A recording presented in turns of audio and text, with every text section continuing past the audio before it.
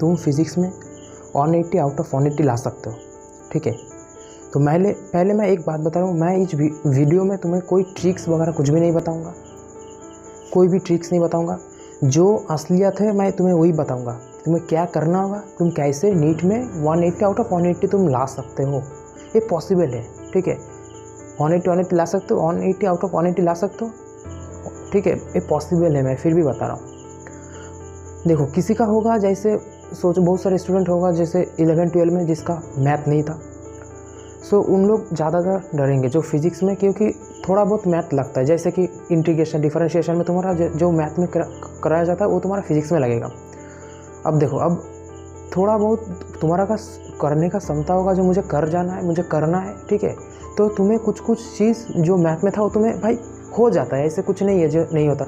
जिसका मैथ था, ठीक है, उसका भी थोड़ा, कोई भी स्टूडेंट देखोगे जिसका मैथ था उसका भी थोड़ा बहुत फिजिक्स वीक होगा। ऐसे नहीं वो पूरा मतलब कुछ भी तो हो जाएगा पूरा फिजिक्स उसका सब क्वेश्चन हो जाता है, नहीं भाई, नहीं होता।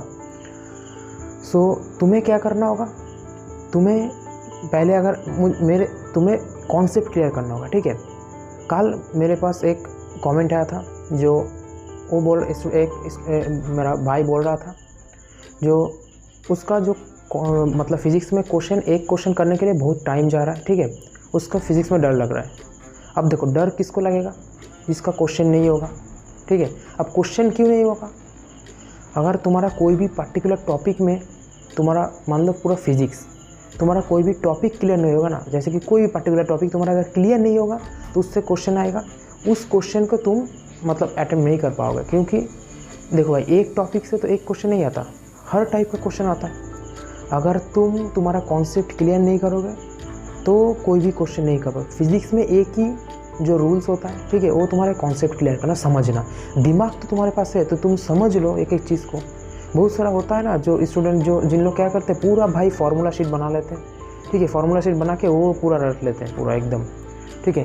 भाई कुछ नहीं होगा, क्योंकि फार्मूला से क्वेश्चन है, 2-3 फार्मूला से एक, अब मान लो एक क्वेश्चन 2 क्वेश्चन फार्मूला से डायरेक्ट फार्मूला से दे दिया तो तुम कर लोगे। बट तुम अगर उस क्वेश्चन को अगर घुमा दिया, ठीक है, तो कोई फार्मूला नहीं रहेगा। मान लो ऐसा क्वेश्चन दे दिया है, ठीक है, ऐसा क्वेश्चन दे दिया जिसमें एक क्वेश्चन में 2-3 फार्मूला रहेगा, तब तुम कैसे करोगे अगर तुम्हारा कॉन्सेप्ट क्लियर नहीं होगा। एक एक कॉन्सेप्ट को क्लियर करो। अब तुम कैसे समझोगे कॉन्सेप्ट को क्लियर करना है। मैं अगर तुम्हें कोई भी टॉपिक बोल दूँ फिज़िक्स में, जैसे कि मैं मान लो तुम्हें बोल दिया बैंकिंग ऑफ रोड, ठीक है, मैं जब बताऊँ टॉपिक तब तुम्हारा दिमाग में पूरा जो डेरिवेशन वो चला आना चाहिए, तभी तुम्हारा कॉन्सेप्ट क्लियर होगा। तुम कॉन्सेप्ट क्लियर करो, कोई भी अगर तुम्हें कोई क्वेश्चन पूछा जाए, ठीक है, तुम दूसरों को समझा पाओ, ठीक है, तब तुम्हारा कॉन्सेप्ट क्लियर होगा। और नहीं समझा पा रहे हो, तुम्हारा क्वेश्चन मतलब तुम्हारा जो डेरिवेशन तुम्हारे दिमाग में नहीं आ रहा है, तो तुम्हारा कॉन्सेप्ट क्लियर नहीं है, ठीक है। कॉन्सेप्ट क्लियर करो। अगर कॉन्सेप्ट तुम देखो अगर समझ के पढ़ोगे तो तुम्हारा ब्रेन पे ज़्यादा प्रेशर नहीं पड़ेगा। अगर तुम पूरा रटोगे, भाई कितना फार्मूला तुम याद करोगे, तो तुमसे नहीं होगा।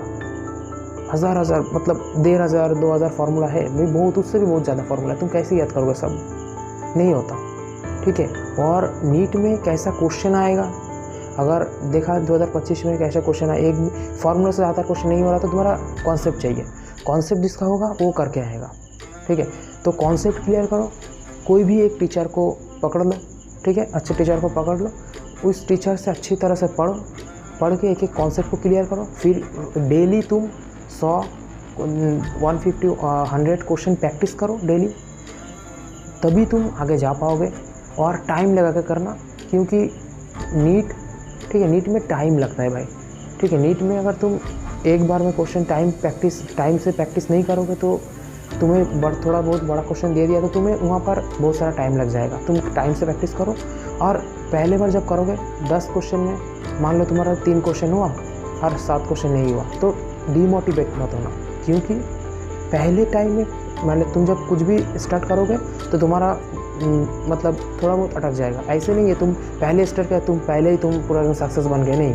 और जो चीज़ मैं यही बार बार बताता हूँ, जो चीज़ तुम्हारा टफ है वही चीज़ करने में मज़ा है, ठीक है। एक बार पहले तुम्हें टफ लगेगा, बट तुम जब समझ जाओगे वही सब्जेक्ट तुम्हारा बेस्ट हो जाएगा। तो ऐसे प्रैक्टिस करते रहो, ठीक है। और मेरा टेलीग्राम पे जॉइन हो जाना, और कोई भी दिक्कत हो रहा है तो मुझे कमेंट करना, चैनल को सब्सक्राइब करना, ठीक है। All the very best.